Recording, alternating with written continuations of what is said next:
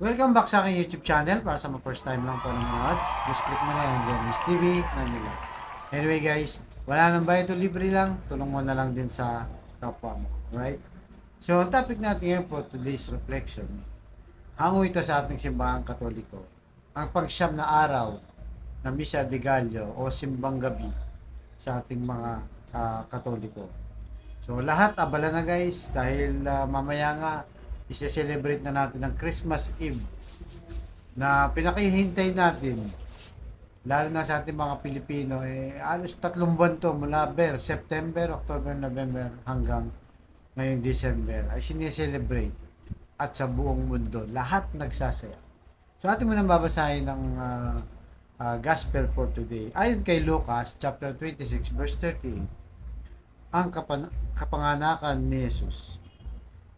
Sa ika-6 na buwan, ang anghel na si Gabriel ay sinugo ng Diyos na nasa Nazaret, isang lungsod ng Galilea.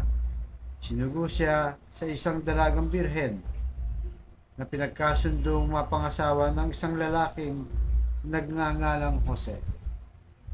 Si Jose ay mula sa sa angkan ni David at ang ngalan ng dalagang birhen ay Maria. Paglapit ng anghel ay sinabi sa kanya, "Binabati kita, ikaw na kinalugdan ang Panginoon ay kasama mo. Kapuri-puri ka sa mga kababaihan." So nang makita ni Maria ang anghel, siya'y naguluhan sa kanyang salita at pinag-isipan niya kung ano kayang uri na bati ito. Sinabi ng anghel sa kanya, "Huwag kang matakot, Maria, sapagkat nakasumpong ka ng biyaya sa Diyos. Narito, ikaw ay magdadalang tao at manganganak ng isang lalaki at ang ipangalan mo sa kanya ay Jesus. Siya ay magiging dakila at tatawagin siyang anak ng kataas-taasan. Ibibigay sa kanya ng Panginoong Diyos ang trono ni David at sa kanyang ninuno. Siya maghahari sa tahanan ni Jacob magpakailanman at kanyang paghahari ay hindi magwawakas." Sinabi ni Maria sa anghel, "Paano mangyayari yamang ako'y hindi nakakakilala ng isang lalaki?"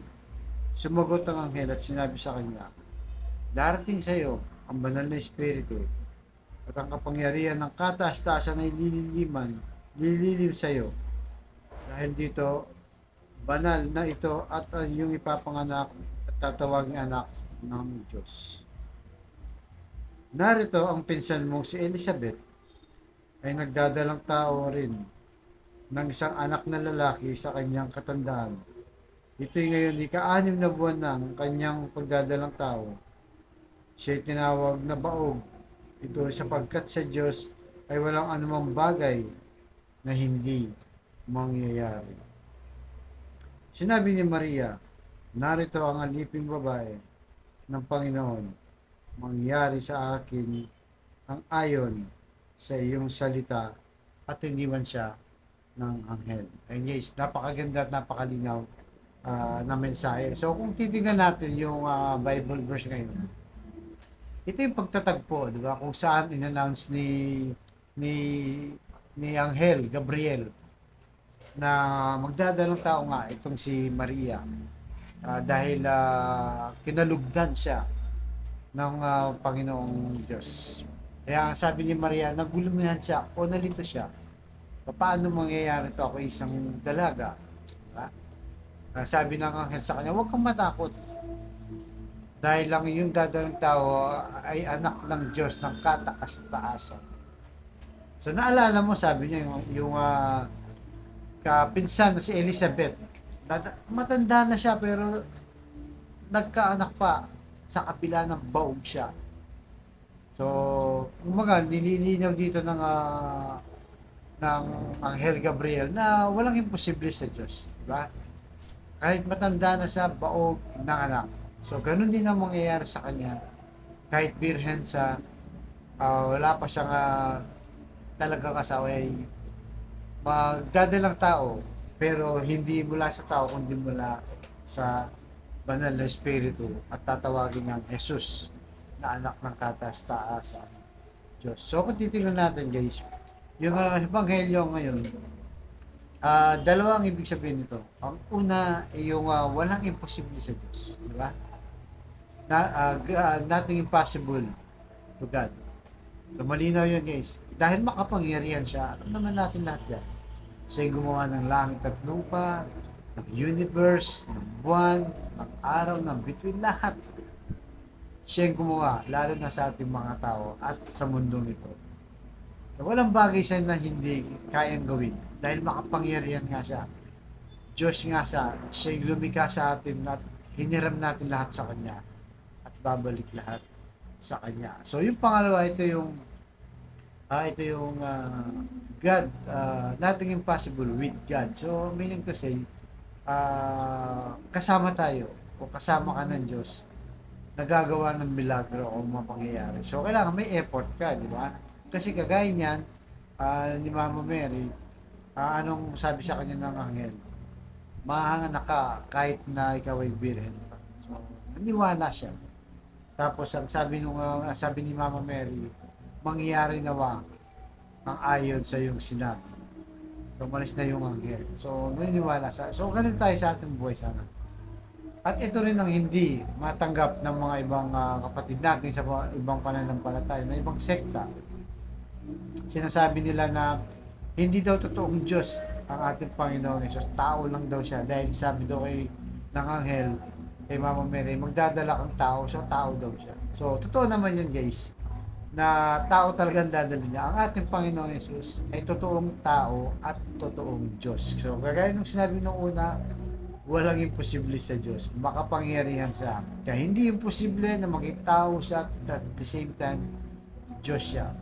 So kaya nga siya bumaba dahil sa pagmamahal sa atin, diba? Mula sa langit. Nagkatawang tao siya. So yung mga imposible na kayang gawin talaga ng Diyos. Na may effort tayo. So kagaya, alam ba, may sakit ka, di ba? Humihingi ka ng kagalingan. Naniniwala ka, nagdarasal ka, nagagaling ka. Pero hindi mo sinusunod. Nung nagpa-check up ka, hindi mo sinusunod yung mga nireseta sa'yo ng doktor. Hindi mo iniinom. Paano ka gagaling? Kumbaga, pinadala ng Diyos yung mga doktor, di ba, para tumulong sa iyong pagpapagaling. Subalit, hindi mo ginawa ang effort mo. Di ba? Di ba may kasabihan tayo sa mga Pilipino? Nasa Diyos ang awa, nasa tao ang gawa. So kung hindi ka gagawa, kung wala kang gagawin, kahit nandyan yung grasya ng Diyos, wala, hindi mo yan makukuha. So yun po laging nilagay sa ating puso at isipan, lalo na ngayon, araw na ng Kapaskuhan. May mga kahilingan natin na kung ano man yun, basta meron tayong part doon o may effort tayo, ang Diyos laging nakahandang magbigay ng mga grasya.